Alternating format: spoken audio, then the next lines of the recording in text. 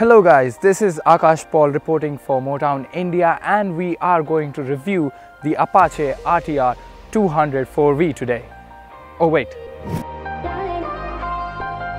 Apologies for that mistake, but you must forgive me for mistaking the new RTR 164V for the RTR 200 because the two bikes look so much similar. But it's more than just the looks that the 160 borrows from its elder sibling. It also comes with an engine with double the amount of valves, hence the name 4V. So let's dive in and get to know what the new Apache RTR 164V has to offer.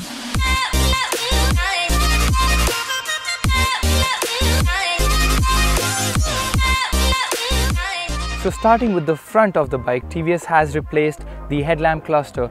They've got rid of the old one, which I personally did not like as much as I like this one, which is taken from its elder brother, the 200.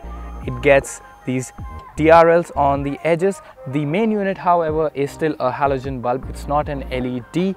You get the sharp turn indicators again taken from the 200, and you have a TVS Racing sticker right here on the front mud flap.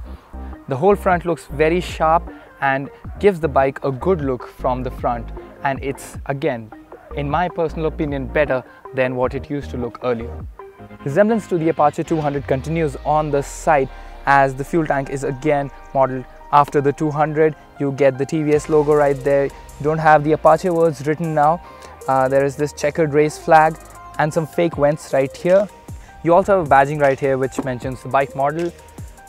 Well, if you're wondering about the Apache logo, it's been shifted right here, and the full model name of the bike is written right here. This is the fuel injected variant, hence it's called the RTR 160 Fi4V. Coming back to the rear section, you get LED tail lamps and turn indicators just like the Apache RTR 200. And if you look down, you will find a similar shotgun muffler on the 160 as well. Surprise, surprise, the new Apache RTR 164V comes with an all-digital instrument panel, and this shows you obviously your speed, your fuel, and it shows you the time, what gear you are on. You have the RPM band. You also have a higher speed recorder, a lap timer, as well as a 0 to 60 time recorder. There is one major difference between the otherwise identical instrument panels on the EFI and carbureted version of the bike, and that is a gear position indicator. While both bikes get a gear shift indicator, only the EFI variant gets a gear position indicator. The seat height on this bike stands at 800 mm, so you'll have to be decently tall to get on the bike and have your feet planted on the ground. One thing it does not borrow from the RTR 200 are the handlebars. You get a more conventional handlebar on this and not the clip-ons, which makes sense because this is meant more for everyday riding. So this will be quite comfortable to ride in daily usage. TVS has done a fabulous job on the fit and finish of this bike, be it the handlebars, the controls on it, the instrument area, all feels nicely finished, and I have no complaints in this regard. The plastic also feels nice and sturdy in a lot of places. In some places it does not, but overall I am very happy with the fit and finish of the bike. Now this 159.7cc oil-cooled engine gets double the amount of valves. So instead of 2, now it gets 4 valves, and it produces 16.8 horsepower for the fuel injected version, while it produces 16.5 horsepower for the carbureted version. The torque output remains the same for both the variants, and it's about 14.8 Newton meters. What is also great is that the power and torque come in decently early.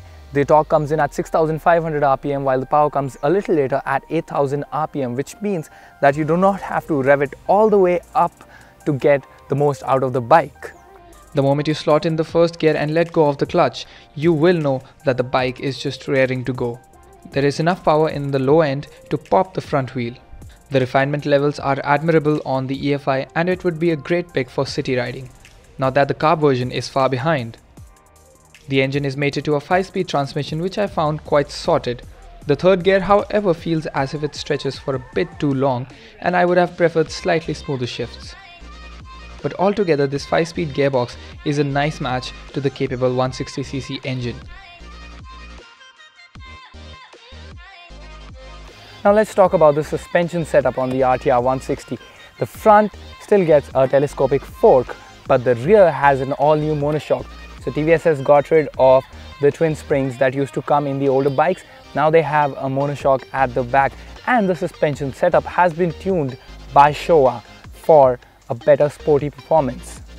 The new Apache RTR 160 comes equipped with 17-inch tubeless tires both at the front and at the rear. The front is a 90/90, while in the rear, if you opt for the drum brake variant, you get a 110/80, but if you go for the disc brake variant, then you get a fatter 130/70.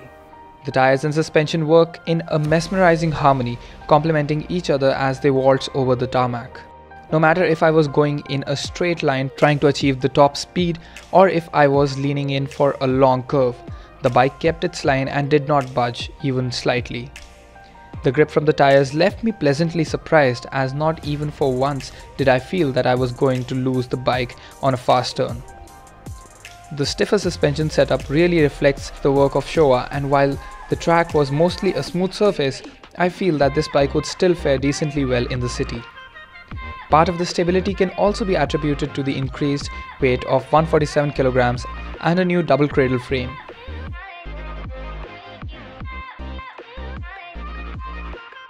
Coming to the braking powers of the bike, you get a 270mm pedal disc brake at the front, but at the rear you have a couple of options. So if you go for the carbureted version, then you can opt for either a drum brake or a 200mm pedal disc brake, while the fuel injected variant only gets a disc brake. While the bite from the pedal disc brakes at the front and at the rear is plenty, if you still want ABS, then you will have to wait for a little while, because the instrument panel on the current RTR 160 does have an ABS indicator. While this version of the bike does not have ABS, TVS does plan to bring it out, and that is why they have made this instrument panel. TVS also claims that the fuel-injected version of the bike can achieve a top speed of 114 km/h, while the carbureted version can achieve 113. They also claim that the fuel-injected version of the RTR 160 can do a 0-60 in 4.8 seconds, while the carbureted is slightly faster at 4.78 seconds. This became somewhat evident to me as I rode both the bikes back to back. The carb version was a bit quicker.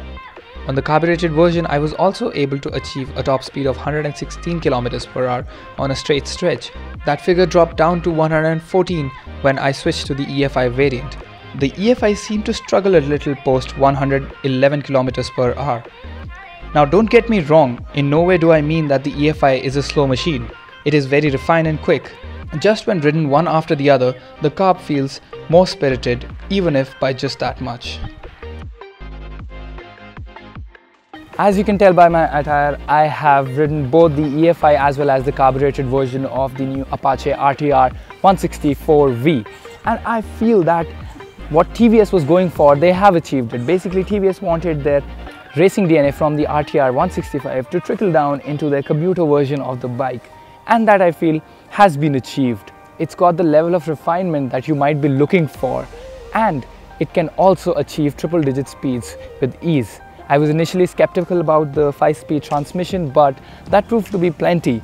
If you ask me, the bike has me sold in its looks department in terms of the fit and finish, and as for the price, the well-dressed version of me will tell you about the price. Well, if you start with the base variant, which is a carbureted with a rear drum brake and a front disc, then you'll have to pay 81,490 ex-showroom Delhi. If you go for the carbureted with dual discs, that is a disc at the front and a disc at the rear, then you'll have to pay 84,490. And finally, if you go for the fuel injected, which comes with discs again at the front and at the rear, then you'll have to pay 89,990 rupees ex-showroom Delhi. Now that you know about the price, I can tell you that this bike is worth every single penny that TVS is asking for it. It has been priced competitively and it comes within the range of its competitors, which is very good news for the RTR 160 because it is more powerful than them, and in my opinion holds up very well in the looks department as well. It gets a very functional all digital instrument panel, I cannot wait to ride this on city roads because I will have to test how the suspension holds up against broken city roads. But I am sure that everyday riding on this bike is going to be super easy and super fun.